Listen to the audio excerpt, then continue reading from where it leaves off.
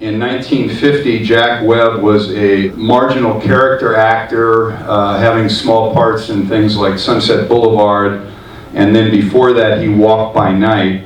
And by 1954, his face was on the cover of Time magazine and he was a millionaire. With that goes The Only in Hollywood, ... This film, Dragnet, which was the first feature film that was made from a TV show, not the other way around, he made this in 24 days for $500,000. And someone said, gee, you did this in 24 days? And Webb seriously said, well, we were scheduled for 21, but it was really hard because we did it in color. And he was really serious about that. Jack Webb was the fellow that introduced the teleprompters to TV, where actually he had the actors reading off of teleprompters. He was kind of like the anti-auteur as an actor, because he wanted people to come in and hit their marks, say their dialogue, close-ups, and then move on.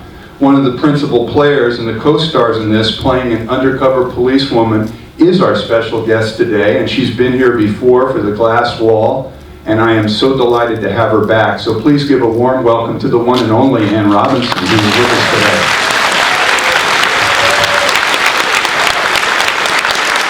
I haven't seen this since it was made, but when he came, it said that the gun was in Echo Park. Now, I live between Echo Park and the Dodger Stadium. That surprised me when I heard that the I have to go back and look for the gun. I think our mayor had it all cleaned up. Yes, that's true. It's all cleaned up. Oh no, that was so much fun. So that was, I mean, it had been, as you said, it had been so long since you've seen that.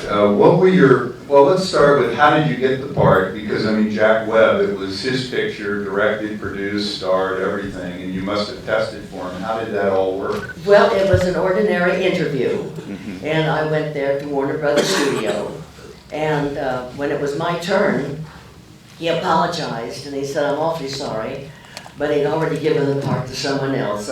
An actress by the name of Randy Brooks. He said, but you've gone to so much trouble, you know, to come here, and we'll, you know, would like to have you read. So in case something that comes up in the future, we can, you know, call you, we'll call you back. So I read, and I thought to myself, I don't have much to lose. So all I did was take the script and imitate him. I spoke as deadpan as I could to imitate him, and he sort of said, well, excuse us just a moment if you wait in the other room. And he came back and he said, you know, we gave the part to someone else, but I think I would like to hire you if you would like to work for us. And I said, well, of course I'd like to work for you.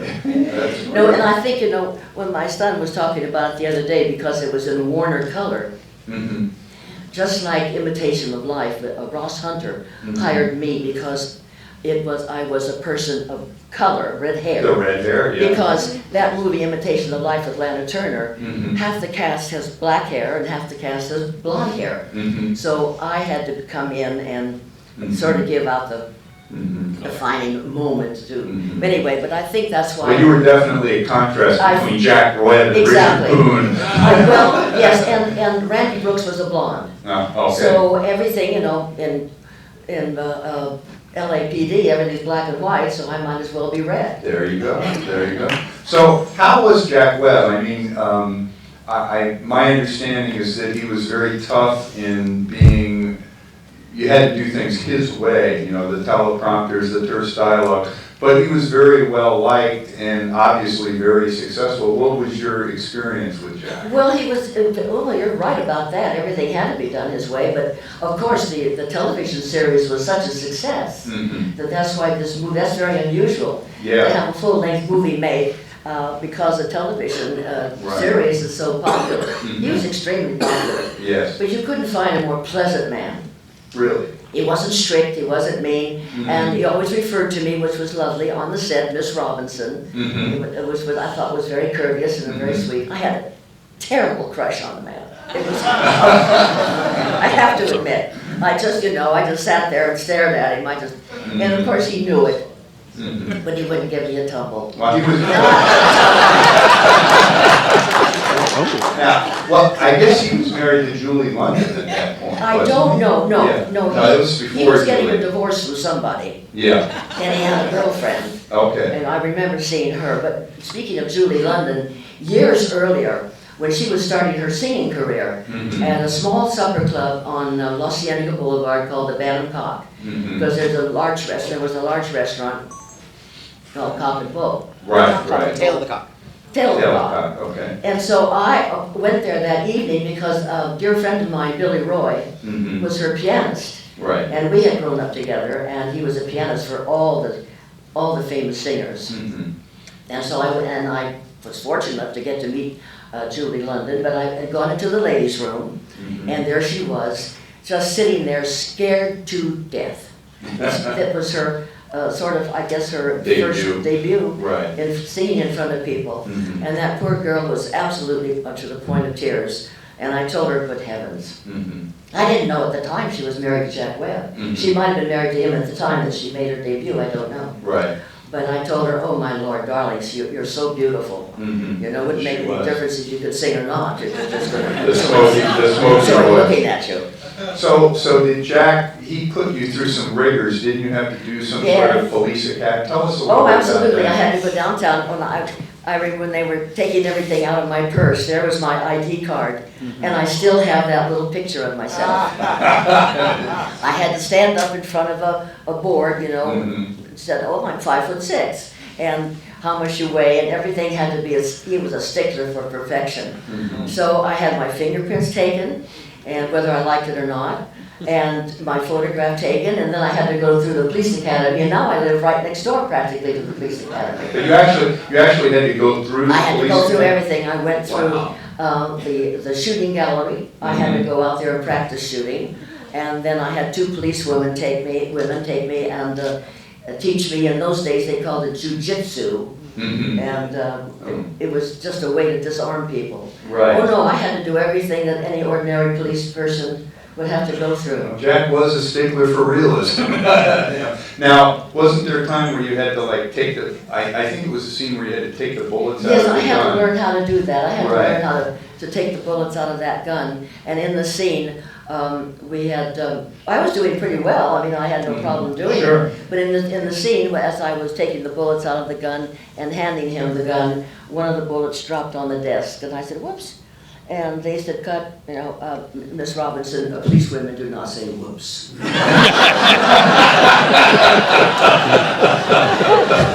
It was just a, oh, well, whoops. Yeah. So, Yeah, I don't know. I really liked the film.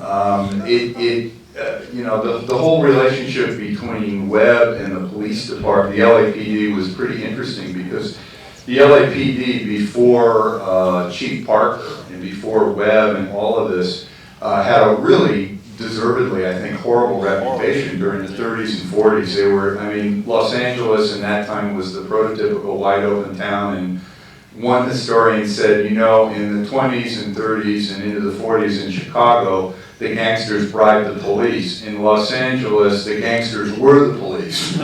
So, I mean, this whole change with Bill Parker in making the police less corrupt, more efficient, and it was really funny the way everyone laughed when you were commenting on the recorder. Look how small that is, you know, and everyone's laughing. You know, I'm sitting here with my iPhone. Yes, now. But at the time, that was kind of cutting edge Oh, it really stuff. was, you know? absolutely. Yeah. And the fact that you could record right through the purse. Yeah, exactly. And the audio was so good. Exactly. And I got the feeling watching the fight and everything, I don't think Jack was a guy that did a lot of takes. Oh, no. I mean, this was not William Wyler in filming this. I mean, as long as it got done, did he just very quickly move to the next shot and so on and so forth? Is that how he operated? Oh, no, there weren't many takes, and I was noticing that I'd forgotten about his, what do you call, I've forgotten now the word, you're reading it off the teleprompter. teleprompter. Yeah. I was talking to my son, I said, if you notice that all the close-ups in the teleprompter,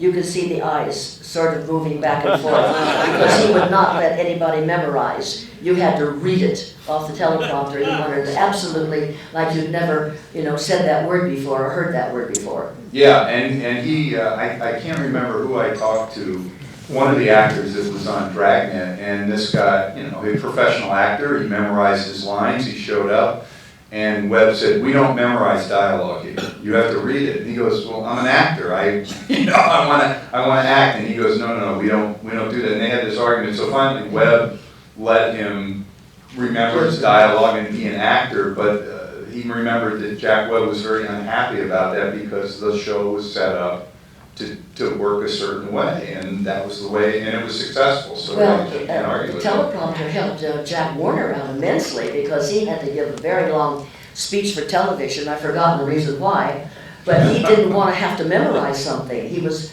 really very dubious about having to talk into a camera. This is the head of the studio, The head of Jack the studio, Warner. Jack Yeah, Warner. yeah. And here, Mhm. Jack Webb said, "Not a problem. There's Yeah. a teleprompter. You can read it." And that saved his life. Well, no wonder Jack Webb stayed there so long. He took care of Jack. Absolutely. Well, Jack Warner was famous for many quotes, including one writer that came to him in the 50s and complained of being blacklisted. And Warner said to him, "There's no such thing as a blacklist, and you're not on it." Oh, but he was very happy. Yeah. Well, Anyway. speaking of blacklist, we just had the pleasure of meeting Marcia Hunt. Oh, Marcia's been a guest here as a dear friend. I think the audience is familiar with Marcia. Has she been here? Yes, she has been here, Marcia. By the way, Marcia is going to be 99 in October, and is still going strong. God bless Marcia Hunt.